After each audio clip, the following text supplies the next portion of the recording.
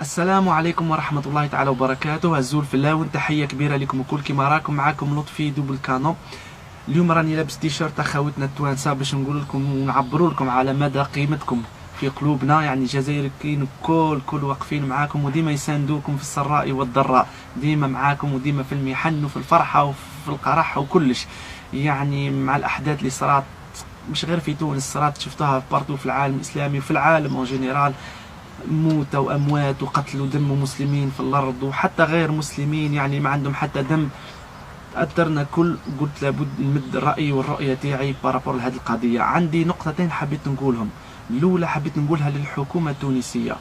الحكومه التونسيه نصيحتي كمواطن عاش هذه المرحله، بالك يا حكومه تونسيه تغلطوا كما غلطت الحكومه الجزائريه في مكافحه الارهاب. في الديبيو خلاص دارت سياسه لو مال بار لو مال، العنف بالعنف والظلم بالظلم والحقرة بالحقرة ولا فيولونس بلا فيولونس.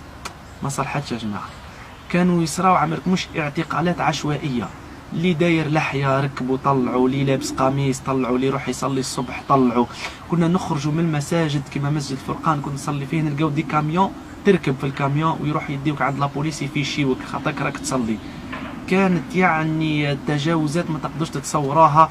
كانوا يلموا شباب من جميع انحاء الوطن يديوهم الوحده المعتقل اللي يقولوا له معتقل رقان. فكانوا يلموا شباب كل فيهم اللي تعذب، فيهم اللي مات، فيهم الى يوم هذا راهو مفقود. عندنا في الجزائر لا ليست دي ديسباري، قائمة المفقودين. والديهم اليوم مازالوا يهزوا ويطالبوا ولادنا حيين ولا ميتين، قولوا لنا وين راهم. وفيهم بيان سور اللي خرجوا. يقول الرئيس بوضياف ربي يرحمه، كانت هذه من الاسباب ومن الاخطاء الكبرى اللي دارتها الدوله الجزائريه. راحت شحنت الارهاب، راحت زادت غداته بالظلم وغداته بالحقد وزادت شعلت النار هذيك. فكانت انطلاقه يعني عمياء للارهاب بفضل هذا الخطا الفادح. وزادوا داروا اكثر من كانوا يحطوا لنا ديزافيش يا جماعه، وفيهم تصاور تاع عباد يقولوا للشعب هذا كنت تقتلوا نعطيك 100 مليون، وهذا كنت تقتلوا نعطيك 200 مليون. ياه لو مال بار لو مال. يعني حبوا يرجعوا الشعب يقتل ناس، مش خدمه الشعب مكافحه الاجرام.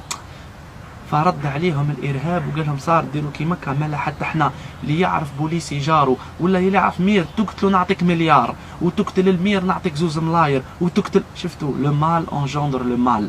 فان شاء الله ما تديروش. النصيحه تاعي انا التوعيه والحوار وفتح هذاك ادخلوا في السلم كافه كما يقول ربي، تحاوروا. وهو يعني كما يقولوا هذا الباب الحوار ماهوش مسؤولية غير تاع حكومة، مسؤولية مجتمع مدني.